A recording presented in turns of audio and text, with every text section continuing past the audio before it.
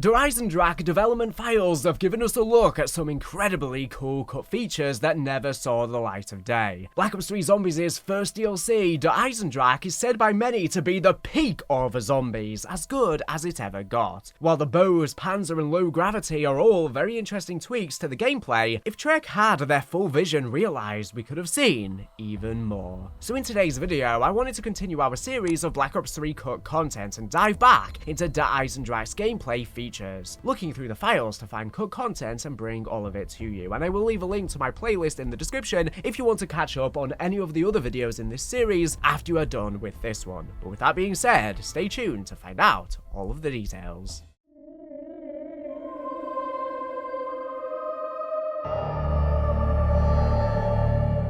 If you've been following our series on the Black Ops 3 Zombies cut content, you know we are knee-deep in a goldmine of leaked developer files that popped up on Twitter a while back by Nanacos. The files I wanted to discuss today are DLC 1 115 powered path creation, 115 absorbent boots, and DLC 1 ziplines, stuffed with the details about features Trek planned for the Eisendrache but never implemented. We are talking mechanics that could have changed how we played one of the most iconic zombies maps ever. In this video, we're going to read through these documents pretty much verbatim, pulling out every detail we can about 3 specific cut features I want to highlight: the 115 powered path creation, the 115 absorbent boots, and ziplines. Buckle up, because there's a lot to unpack, and these files give us a raw look at Trek's ambitious ideas.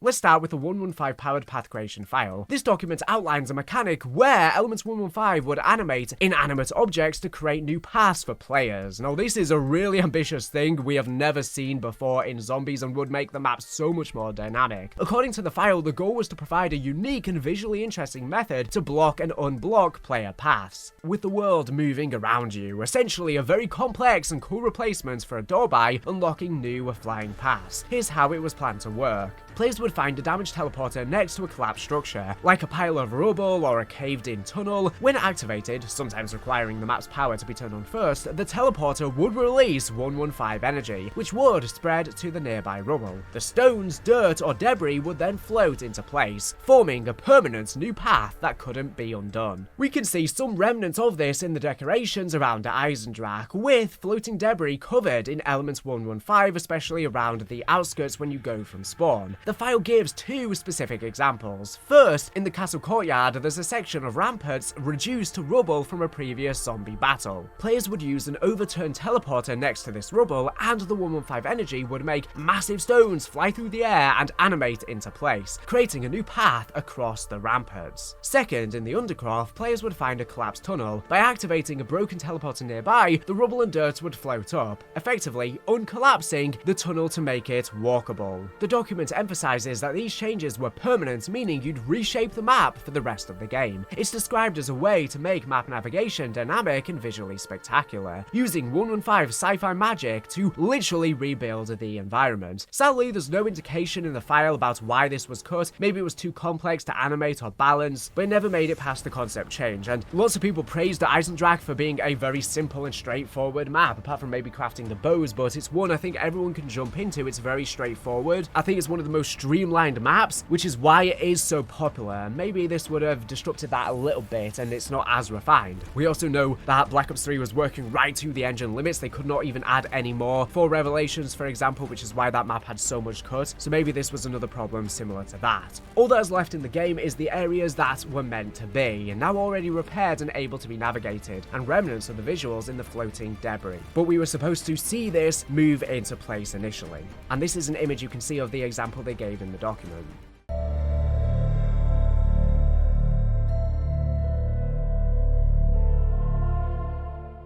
Next up are the 115 Absorbent Boots, which details a wide movement mechanic. The document describes 115 Absorbent Boots that players could pick up at a specific locker in the castle. Once equipped, these boots would appear on the player model and enable a temporary wall running ability, similar to multiplayer's wall run mechanic but powered by 115. The documents go into a bit more detail. Players would locate the boots in a locker, possibly needing to purchase them, and they'd be permanently added to the player's inventory. To activate them, you'd run past or over a 115 charging station station, either a pad in the ground or an object at ground level, some stations would require power or activation to work, but once turned on, they'd always be available. When you hit a charging station, the boots would charge for 5 seconds, a duration the devs noted was tunable in case they wanted to make it longer or shorter through tests. During this time, your character's feet would glow with the blue to green, sort of a turquoise colour of 115, and a hood element would show a boot outline filling with colour to indicate the charge. While charged, you could wall run on any flat wall you could reach. Training runs together, since the ability was time limited, not distance limited. Unlike Shadows of Evil, where wall running was restricted to specific surfaces in the Pack-a-Punch room, literally just being 2 surfaces, which I do think made it a lot more dynamic and fun. And unlike the campaigns mode, more limited mechanics, and completely unlike multiplayer where you literally have it infinitely, as long as it's charged, this was open-ended. Any flat wall was fair game. You take no fall damage while the buff was active, but if the 5 seconds ran out mid-run, you'd fall immediately. The boots were meant to let players take shortcuts, reach inaccessible areas, or escape zombie hordes, and this would have definitely made the map feel a lot more dynamic, which is clearly what these early documents were trying to strive for. The file even includes a cheeky note under an image: "Sick move, brah." This feature sounds like it would have added a ton of mobility to the Eisendrache, but it likely got axed due to the technical challenges with people getting out of the map, lots of glitches and bugs, or concerns about breaking the map's flow. Instead, this feature seems to have evolved into what became the Pyramid Room in the Undercroft. There, players can stand on 4 pressure plates to turn them on that will then enable short, temporary, low-gravity periods inside that room. Then, players can jump high or wall run on any visible flat wall, using the low gravity to help make navigating between the walls easier. This change from a buildable that worked anywhere to a specific sequence inside a room manages to preserve the gameplay vision of returning wall running, but keeps it much more controlled. This way, players can only wall run where Trek intended them to, and preventing it from breaking the map in one underground and a contained room is much easier than the entire map. The same with Revelations, where this wall running returned in the exact same room. This helps it still feel bigger in scale than the Shadows of Evil wall running, but maintainable from Treyarch's end. But I really would have liked to see this, and of course we know wall running is back in COD 2025, and of course that's mainly going to be for the campaign and multiplayer, but I hope that they can introduce it in little ways like this, like they did in Black Ops 3, to zombies as well. They don't have to go all out, but little things like the Shadows of Evil wall run section or like the Eisendrache's Pyramid Room would be perfect. Or maybe they could even go all out and have a feature that they wanted to do for the Eisendrache and have some sort of boots that can actually make you wall run on loads of places around the map, but for short periods, or be able to access secret areas, especially for the Easter egg. It would make it a lot cooler and make it feel like you're really unearthing the secrets of the map, making the world feel more alive. Especially now technology's improved so much since then, this might make it more feasible. Let me know in the comments, would you want to see wall running back in zombies for COD 2025? And if so, would you want to see it in just small little examples like we had in Black Ops 3, or would you want them to try and redo this cancelled boots feature they never got to do?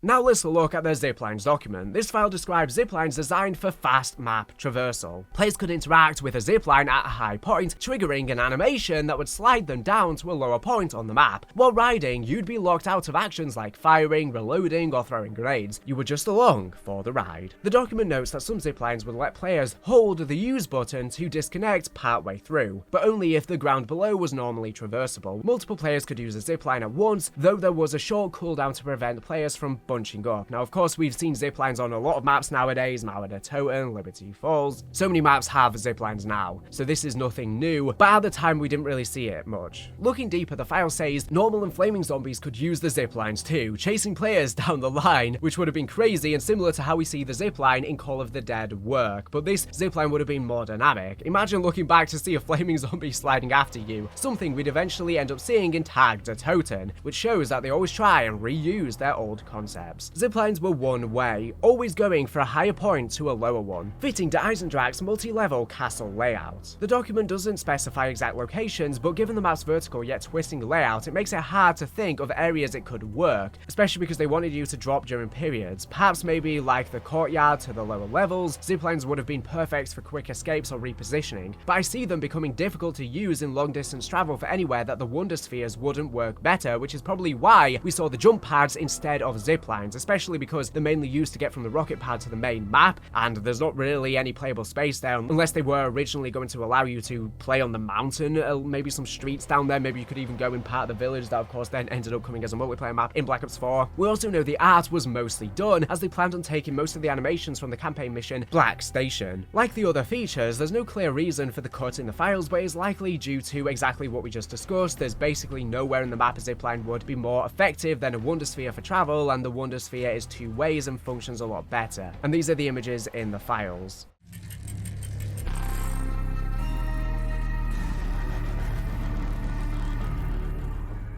So why didn't all of these features make it into the Eisendrache? Like I've said repeatedly, we don't have explicit answers in the files, but we can make educated guesses based on what we've learned in our last cut content video on the Dr. Monty's factory, planned for revelations. The document for that feature, which detailed a cut Dr. Monty's factory area, as well as a blueprint Easter egg that was going to be originally on Der Eisendrache, suggests cuts often happen due to time constraints, as many ideas stayed in the concept phase. The same logic likely applies here. Path creation and boots might have been too complex to animate or integrate without bugs, but we can surmise the problem came in either engineering or map design, since we see the art for 115 paths was essentially done. It seems that the 115 Absorbent Boots was simply repurposed into the low gravity room, and ziplines struggle for space in such a winding map, making Wonder Spheres, a fast travel method first invented for the Eisendrache, much more effective. It's possible that this is actually the reasoning behind the invention of Wonder Spheres to begin with, to get around this problem. Another possibility, as we discussed before, is that Jason Blundell and the team prioritized mystery and Easter egg hunts over new mechanics that might have distracted players, especially considering that it seems the impossible Easter egg was starting to take shape on the Eisendrache. These features could have shifted focus from the Bose impossible Easter egg on main quest, which was central to the Eisendrache's identity and needed all hands on deck to make it for release. But I don't think this is a reason, to be honest, but just one idea I had. But I think another big reason is that the ziplines just don't have that zombies flair and identity, whereas the Wonder Sphere is a unique feature to zombies that fits in with the 115 mechanics. Ziplines could be in any of the mode, and I think this is a big problem with the current Dark Ether Zombies maps. A lot of the features don't feel like zombies, like the crafting table and the ziplines. These just feel like they could be in any mode, and it's leading the maps to not feel like zombies as much as they could, and it takes away from the rich atmospheres they could be. Back in the day, zombies maps never had features like this, but now they've tried to streamline it with Warzone and multiplayer, which makes it feel monotonous and synonymous with the other modes and less unique, which is a shame. Whatever the reason, these cuts seem to have ultimately not harmed the map, as it is one of the most popular maps in Zombies history, of course, like I said at the start.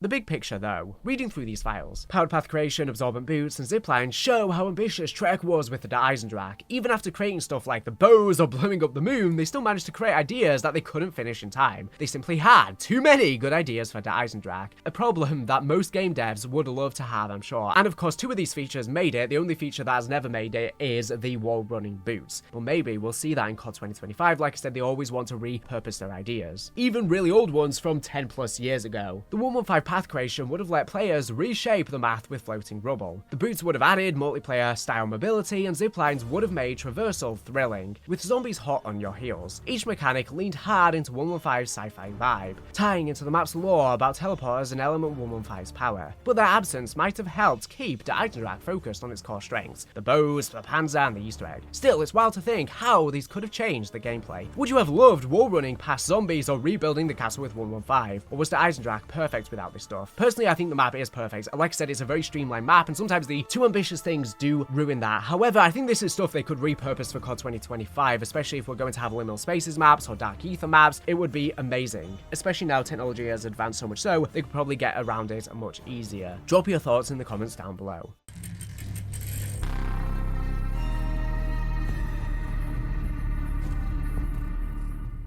That's it for our deep dive into the Eisendrache's cut content here. These leak files keep showing us how much more Black Ops 3 Zombies could have been, and there's still so much left to explore. If you want us to dig into specific maps or features, maybe even more the Eisendrache stuff, because there's a lot more about storyline stuff that didn't make it, or you want me to continue the Fractures series that I've been doing, continuing into Revelations, or even covering Cut Nightmares content, as there's a ton of files surrounding it, let me know below. The amount of files on the drive is just so intimidating, it's sometimes hard and overwhelming to know where to go next. I'll be here, honestly, for years to come. come. But yeah, make sure to check out the playlist below for everything that I have posted on the cut content so far and for the videos to come. With all that being said, thank you for watching the video. Make sure to subscribe if you're not for latest and greatest Call of Duty news and information. So anyways, thank you for watching, and bye.